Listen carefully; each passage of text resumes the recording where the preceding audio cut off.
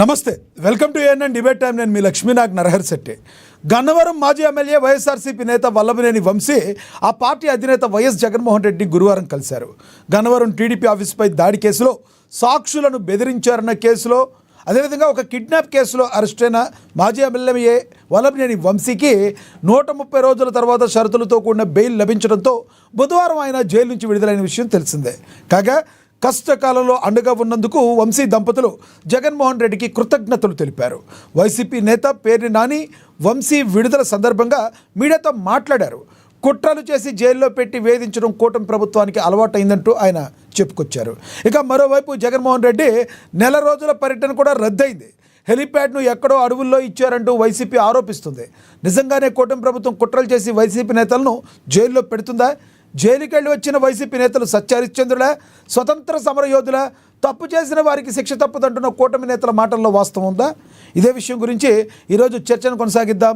చర్చలో పాల్గొనేందుకు మనతో సిద్ధంగా ఉన్నారు వైసీపీ నేత ఎల్ఎన్ మోహన్ రెడ్డి గారు మనతో జూమ్ కాల్లో అందుబాటులో ఉన్నారు. అదేవిధంగా జనసేన నేత వీరమహిళ శుంకర కృష్ణవేణి గారు మనతో జూమ్ కాల్లో అందుబాటులోకి వస్తారు. ఇక టీడీపీ నేత సామకోటి ఆదినారాయణ కూడా మనతో జూమ్ కాల్లో అందుబాటులోకి వస్తారు. రాజకీయ విశ్లేషకులు న్యాయవాది బండారు రామ్మోహన్ కూడా మనతో జూమ్ కాల్లో అందుబాటులోకి వస్తారు. ముందుగా మనం వైసీపీ నేత ఎల్ఎన్ మోహన్ రెడ్డి గారితో మాట్లాడదాం. మోహన్ రెడ్డి గారు నమస్తే సార్. నమస్కారం అండి. మీకు ప్యానెల్లో పాల్గొన్న పెద్దలకు, చూస్తున్న వీక్షకులకు అందరికీ నమస్తే సార్. మోహన్ రెడ్డి గారు, వల్లభనేని వంశీ దాదాపు 135 రోజుల తర్వాత జైలు నుంచి బయటకు వచ్చారు. జగన్మోహన్ రెడ్డి దంపతులను కలిశారు. దంపతులు ఇద్దరు కలిసి జగన్మోహన్ రెడ్డిని కలిశారు. మాకు కష్టకాలంలో అండగా ఉన్నందుకు ధన్యవాదాలను తెలిపారు.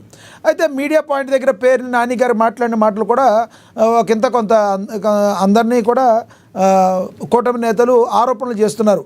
పేర్ని నాని గారు మాట్లాడిన మాటలు ఏ రకంగా చూడాలంటే రానున్న రోజుల్లో వల్లభనేని స్టెప్స్ ఏ రకంగా తీసుకోబోతున్నారు?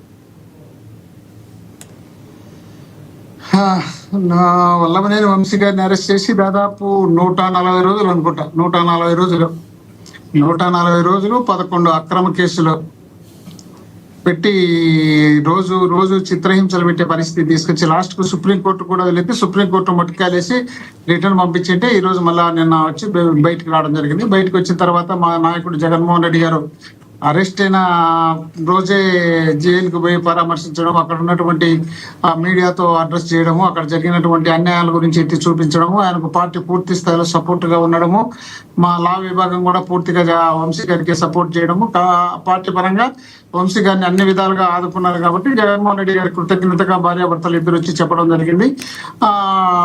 నాన్నగారు అంటున్నారు, నాన్నగారు ఇక్కడే పెద్ద వాళ్ళ మాదిరి అక్రమమైన కేసులకు సంబంధించి డిస్కషన్ చేసినాడు తప్ప వాళ్ళ మాదిరి ఏదో వల్గర్ లాంగ్వేజ్ లేక బెదిరింపులు ఏం చేయలేదు కదా.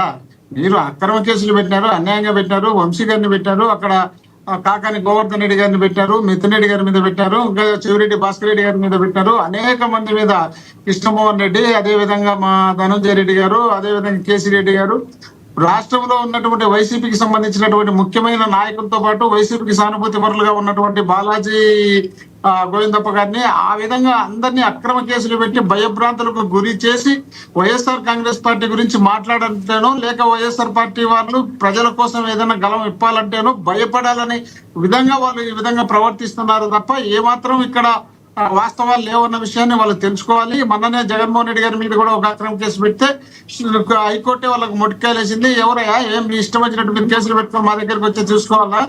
మన పుష్కరాల్లో 29 మంది చనిపోయినారు, దాంట్లో చంద్రబాబు నాయుడు ముద్దాయిగా పెట్టలేదు కదా జగన్మోహన్. ఇలాంటివన్నీ పెట్టద్దు, ఏదోని జగన్మోహన్ రెడ్డి గారు జరిగిపోకండి అని చెప్పి వేయడం జరిగింది. ఈ విధంగా వాళ్ళు అన్ని అభాస్పలే పనులు చెబుతూ రాష్ట్ర పరువుని తాకట్టు పెడుతున్నారు.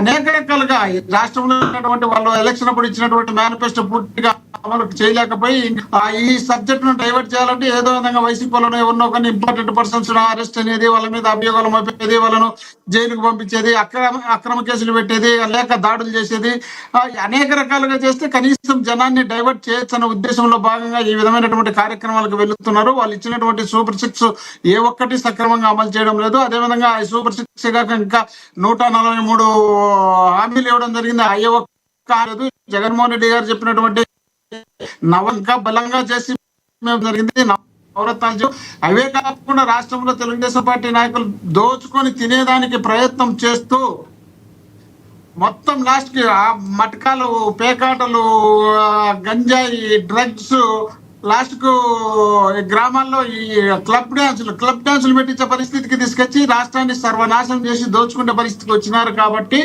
ఈ రోజు వాళ్ళు ఎటు తిరిగి ఇంకా వైఎస్ఆర్సీపీ ప్రతి చోట మాకు పోరాటాలతో అడ్డుపడుతున్నారు. ఈ అడ్డుపడకుండా ఉండాలంటే ఖచ్చితంగా వాళ్ళని ఏదో ఒక విధమైనటువంటి కేసులు పెట్టి బెదిరించాలనే ఉద్దేశంలో భాగంగా చేస్తున్నటువంటి ఈ కార్యక్రమమే ఇది. అంతకు తప్ప వేరే ఉద్దేశం లేదనడానికి ఇది ఒక నిదర్శనంగా చెప్పుకోవాల్సిన అవసరం ఉంది.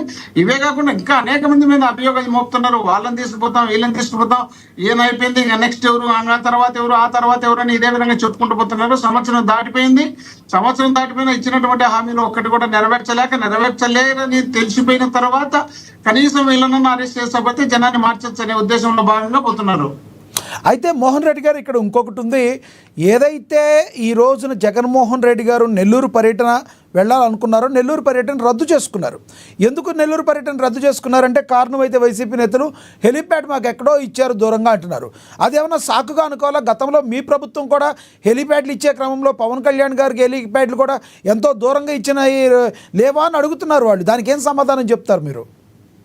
మేము ఏ ఒక్క రోజు కూడా వాళ్ళు ఇచ్చినటువంటి హెలిప్యాడ్ ప్లేస్ ను మార్చిన సందర్భాలు లేదు. మార్చితే ఎక్కడైనా ఒక్కటి చూపించమంటే ఆ పేపర్ కటింగ్ కానీ వీడియోలు ఉంటాయి కదా, మార్చాలనే ఉద్దేశం. కానీ వాళ్ళు చేస్తామంటే వాళ్ళు ఎప్పుడు చేసిన తెలంగాణలో కూర్చున్నారు. 2 సంవత్సరాలు కరోనా వచ్చినప్పుడు ఈ రాష్ట్రానికే రాలేదు. ఆ తర్వాత ఎలక్షన్ వచ్చినప్పుడు ఎలక్షన్లలో పబ్లిసిటీ చేసుకోవడం కోసం జగన్మోహన్ రెడ్డి గారిని ఏదో విధంగా విమర్శించాలనే ఉద్దేశంలో భాగంగా వచ్చి ఒక ఆయన ఇక్కడ, ఒక ఆయన రోడ్లలో, ఒక ఆయన విశాఖపట్నంలో ఈ విధమైనటువంటి హంగామా అల్లర్లు చేసినారు తప్ప వాళ్ళు ఏమాత్రం వాళ్ళు ప్రజల కోసం పోరాటం చేసిన సందర్భాలు 5 సంవత్సరాలు లేవు.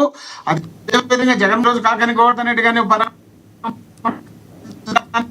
వెళుతుంటే తట్టుకోలేక ఈ లక్షలాది మంది జనాలు వస్తారు. ఈ జనాలు వచ్చిన తర్వాత మా పార్టీకి పూర్తి స్థాయిలో మసకబారుతుంది. ఈ మసకబారకుండా ఉండాలంటే జగన్మోహన్ రెడ్డి గారి పర్యటనలో లేకుండా చేయాలి, లేదా జగన్మోహన్ రెడ్డి గారిని ఏదో విధంగా కేసుల్లో భయపడించాలి, ఈ విధంగా చేయాలనే ఉద్దేశంలో భాగంగా వాళ్ళు ఈ ప్రయత్నం చేస్తున్నారు తప్ప లేకపోతే హెలిప్యాడ్ ఒక ప్రతిపక్ష నాయకుడు బయటకు పోతున్నాడంటే ఆ కనీసం హెలిప్యాడ్ ప్లేస్ చూపించి మేము సెలెక్షన్ చేసుకుంటే వాళ్ళు రద్దు చేసి వేరే చోట పెడతామంటే వాళ్ళు ఇష్టం వచ్చిన చోట వాళ్ళు చెప్పినట్టు వినడానికే మేము ప్రతిపక్షం ఉండేది. వాళ్ళు చేసిన తప్పులన్నీ చూస్తూ ఉండడానికే ప్రతిపక్షం ఉండేది. వాళ్ళు చేసే అక్రమాలన్నీ చూస్తూ ఉండడానికే, వాళ్ళు అన్యాయంగా కేసులు పెడితే భరించుతూ ఉండడానికే మా బాధ్యత మాకు ఉంటుంది.